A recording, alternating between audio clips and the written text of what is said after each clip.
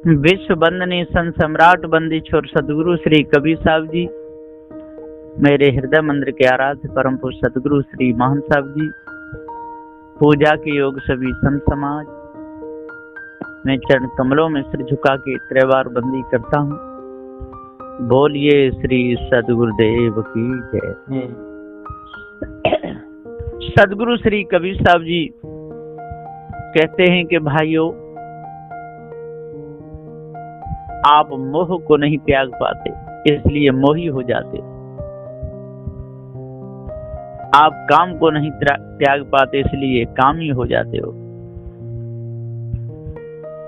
आप लोभ को नहीं त्यागते, काम को नहीं त्यागते, विषय को नहीं त्यागते, इसलिए विषयगामी हो जाते।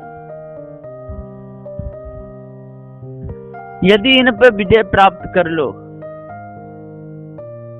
तो आप त्यागी हो। त्याग के बिना जिसमें फंसते जाते हो वैसा आपका नाम पड़ता जाता है। चोरी को नहीं त्यागते तो चोर हो जाते, हिंसा को नहीं त्यागते तो हिंसकी हो जाते। संसार के मोह ममता को आप त्याग नहीं पाते, इसमें फंस करके आप कभी स्त्री का शरीर धारण करते हो तो कभी पुरुष का शरीर धारण करते हो। यदि आज अपने आप को आप जान लो तो सारा खटका मिट जाएगा, क्योंकि ये खटका मिटाने की भूमिका है, ये मनु जन्म कर्म भूमिका है। तो यही मुक्ति का स्थान है। क्या मुक्ति हो सकती है? मनु जन्म में आकर के सभी प्रकार के मोह को दूर करोगे, सभी प्रकार की ममता को दूर करोगे, विषय को त्यागोगे तो आप जीत जाओगे। नहीं तो काम सिंह, क्रोध सिंह, लोभ सिंह, मोह सिंह, अहंकार सिंह बने रहोगे। आप कभी भी वीर बहादुर सिंह बन के काम, क्रोध, लोभ, मोह, आशा, तृष्णा को त्याग करके जीत नहीं पाओगे। पशुओं पर अपने बल को दिखाते रहोगे, पक्षियों पर अपने बल को दिखाते रहोगे, उसमें खाने के कीड़े मकोड़ों पर अपने बल को दिखाते रहोगे और संसार में विषय भोगों में अपने बल को बर्बाद करते रहोगे। अपने आप को जान नहीं पाओगे। और जब तक अपने आप को नहीं जानोगे तब तक आपको भटकाने वाले भी मिलते रहेंगे और भटकाने वाली भी मिलती रहेंगी। बाले और बाली दोनों ही मिलती रहेंगे। आप भी भटकाते रहोगे और आपको भी लोग भटकाते रहेंगे। इसलिए सदगुरुदेव जी कहते हैं कि ऐसे सुंदर समय को फोकट में मत गमाओ। ये विशाल कीमती है। मनुष्य जन्म की कदर करो, अपने आप को जान लो, नहीं तो भटका खाना ही पड़ेगा। यह माया नगर विशाल है, जहां में भूल गए नर नारी। इस माया नगर में न नारी दोनों ही भूल गए। या माया में फंस करके, पुत्र के मोह में फंस करके, पुत्री के मोह में फंस करके इस पृथ्वी, जल, अग्नि, वायु को देख करके इसको अपना मान लिए, अपना स्वरूप मान लिए, इस शरीर को ही अपना स्वरूप मान लिए। लेकिन ये शरीर आपका स्वरूप नहीं है। ये जगत अनादि है, आप भी अनादि हो। पृथ्वी, जल, वायु, अग्नि ये सब अनादि हैं, आप भी अनादि हो। इसलिए यहाँ की वस्तु यहीं छूटती है, इसमें मोह क्यों करना? ये तो माया की नगरी है। यहाँ बार बार विषय वासना में फंस जाते हो, बार बार भ्रम में फंस जाते हो। और विषय भ्रम दोनों ही मिथ्या है। अवस्तु को वस्तु मान करके और आप अपने स्वरूप को भूल जाते हो।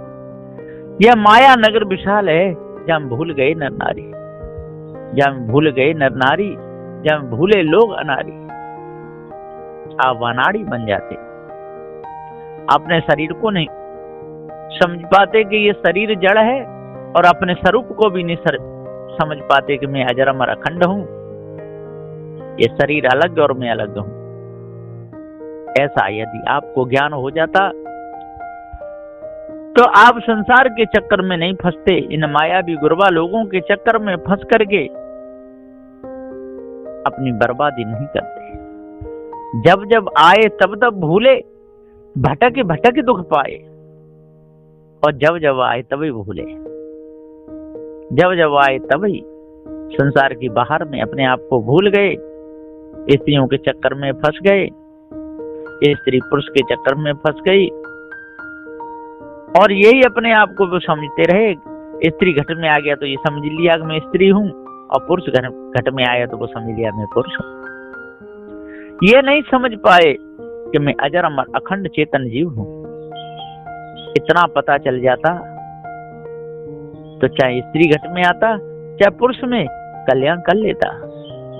तो जब जब आए तब तब भूले, भटके भटके दुख पाए, और भटक भटक के बहुत दुख पाए। किस किस खाने के संस्कार लिए, गधा बने भटके, ऊंट बने भटके, घोड़ा बने भटके, खिच्चर बने भटके, कुत्ता बिल्ली बंदर बने भटके, गाय भैंस बकरी बने भटके, है ना, मछली कछुआ मेढक बने भटके। जब जब आए तब तब भटके, जब जब आए तब ही भटके, भटके भटके दुख पाए, और बहुत दुख पाए विशाल है। कहीं किसी ने पकड़े, कहीं किसी ने पकड़े, मछली बने पकड़े गए, कितना दुख पाया, पक्षी बने पकड़े गए, कितना दुख पाया, मनुष्य बने इसमें भी कितना दुख पाया, स्त्री बने इसमें कितना दुख पाया। बहुत दुख है विशाल, यहाँ मोह का जाल अपार है, यहाँ सोए गए नर नारी। जब जब आए तब ही भटके भटके भटके दुख पाए, यहाँ मोह का जाल अपार है, यहाँ सोए गए नर नारी। यह माया नगर विशाल है, जहां में भूल गए नर नारी, सारे के सारे भूले। यहाँ मोह का जाल अपार है, यहाँ सोए गए नर नारी, इस मोह में सो गए, भूल गए मैं कौन हूं, कहां से आया, मुझे क्या करना है, मेरा यहाँ कोई है या नहीं, ये नश्वर शरीर है, ये छूटेगा कि नहीं, ये भूल गए। और पता भी चला तब भी भूले रहे। कितना सुंदर समय मिला है, कदर जान नहीं पाए, पारख बिन जीवन ख्वार है, जहां भूल गए नर नारी। पारख बिन जीवन ख्वार है, जहां भूल गए नर नारी। कितने लोग आए, कितने लोग चले गए, और आए और गए कहां, यहीं पर चक्कर काट रहे हैं। कभी मनुष्य खाने में, तो कभी पक्षी खाने में, तो कभी पशु खाने में, तो कभी उसमज खाने में, इसी में चक्कर काटते रहते हैं। कितने प्रकार हैं मनुष्यों में, कितने प्रकार हैं पशुओं में, कितने प्रकार हैं पक्षियों में, उसमज खाने में। मनुष्यों में देख लो, कोई काला है तो कोई गोरा है, कोई लंबा है, कोई ठेंगना है सब मनुष्य ही, कोई जानवर नहीं है, लेकिन जानवरों जैसे कर्म करते हैं। इसलिए मनुष्य के गुण नहीं आ पाते, और मनुष्य के गुण जब तक आएंगे नहीं, तब तक ये जीव भटका खाता ही रहेगा और खा ही रहा है। तो सदगुरुदेव जी कहते हैं कि रे भाइयों, जब तक आप भटका खाते रहोगे, इस माया नगर में डोलते रहोगे। एक मायापुर गांव था, उसमें ममता नाम की बुढ़िया रहती थी। मोह सिंह नाम के बुढ़िया के पति थे, उनके 2 बेटे भी थे। एक बेटा का नाम काम सिंह था और दूसरे बेटा का नाम क्रोध सिंह था। कुछ समय बाद दोनों बेटों की शादी हुई। दोनों पत्नी घर में आ गई। बड़ी बहू का नाम आशा था और छोटी बहू का नाम तृष्णा था। सज्जनों, धीरे धीरे समय निकलता गया। आशा देवी और तृष्णा देवी में झगड़ा चालू हो गया। आशा कहती है कि मैं काम ज्यादा करती हूँ और तृष्णा कहती है कि मैं काम ज्यादा करती हूँ। दोनों का झगड़ा बढ़ता चला गया। काम सिंह और क्रोध सिंह दोनों समझाते हैं, लेकिन झगड़ा रुकने का नाम ही नहीं ले रहा है। दोनों सास ससुर सामने आते हैं और दोनों बहुओं को समझा रहे। मोह सिंह भी समझा रहे हैं और ममता देवी भी समझा रही, लेकिन न कहना आशा मानती है, न कहना तृष्णा मानती है। दिन प्रतिदिन झगड़ा बढ़ता ही चला जा रहा है। एक दिन मोह सिंह और ममता देवी दोनों आपस में बातें कर रहे हैं और कह रहे हैं। मोह सिंह बोले, अरे ममता, अब अपने को क्या करना चाहिए? यह झगड़ा तो रुकने का नाम ही नहीं ले रहा है। ममता बोली, हाँ पतिदेव, बात तो आपकी ठीक है, लेकिन क्या किया जाए? क्या उपाय है जिससे झगड़ा रुके? मोह सिंह ने उसी समय दोनों बेटों को बुलाया और कहा, बेटा, यह झगड़ा तो रुकने का नाम ही नहीं ले रहा है। आप दोनों जाओ, दोनों बहुओं को समझाओ और जानकारी लाओ। ये दोनों चाहते क्या है, जिससे हमको पता चले, झगड़ा रोका जाए। पिताजी की बात सुनकर काम सिंह और क्रोध सिंह दोनों घर में अंदर पहुंचे और दोनों पत्नी बैठी और उनसे कहने लगे, यह बताओ आप क्या चाहती हो? आपका रोज रोज का झगड़ा मिटा दिया जाए। आशा बोली, मैं इस घर में नहीं रहना चाहती। तृष्णा बोली, मैं तो रहना चाहती हूँ, लेकिन सास ससुर को निकाल के रहूंगी। फिर काम सिंह ने अपनी पत्नी आशा से कहा, हे आशा, कोई बात नहीं, इस घर में नहीं रहेंगे, अलग रहेंगे, परंतु हमारे माता पिता को तो साथ में ले सकती है। आशा बोली,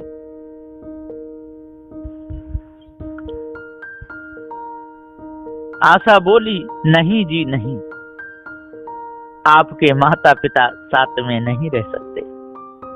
यदि माता पिता को रखोगे तो मैं आपको छोड़कर चली जाऊंगी, आपके साथ नहीं रह सकती। अब बताओ आपका क्या विचार है? मुझे रखना चाहते हो कि अपने माता पिता को? उनकी इतनी बात सुनकर दोनों बेटा